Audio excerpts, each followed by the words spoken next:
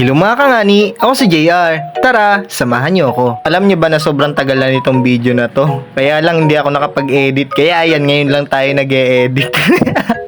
Pag kasi sobrang daming gawa tapos busy, hindi nakakapag-edit. Kaya hindi din araw-araw nakakapag-upload ng vlog. Wow, vloggeries!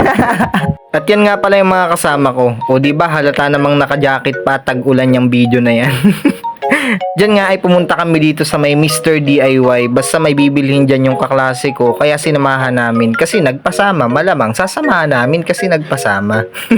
At dyan nga ay paakyat na nga kami dito sa may second floor nga ni. At maghahanap nga ni kami nung hahanapin niya. Hindi, nagtitingin-tingin nga ni din ako dyan. Kaya lang yan muna ang binidyo ko. Yan nga ni pala yung may bibilhin dyan. Ako kasi wala akong bibilhin dyan. Pero may balak sana akong tingnan dyan. Kahit wala akong pambili.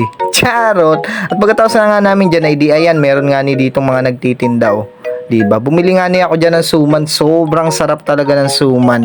At saka nagbili din ako dyan ng habhab kasi nga bawal tayong mamayat. Charot! At pagkabili ko nga dyan ay di ayan, naglalakad na nga ni kami papunta tayo sa pambansang tambayan, ang Bay Park. Dyan ko na nga pala kinain yung suman na binili ko nga ni dun kanina.